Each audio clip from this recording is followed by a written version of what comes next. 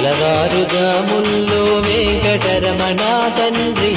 సుప్రభాతము చేసెను సురులే రమణ పంచామృతములతో వెంకటరమణ తండ్రి నిత్యాభిషేకములే నిత్యము రమణ వజ్రమకుటంబుతోను వెంకటరమణ తండ్రి శంకు చక్రధారుడవే తిరుమల రమణ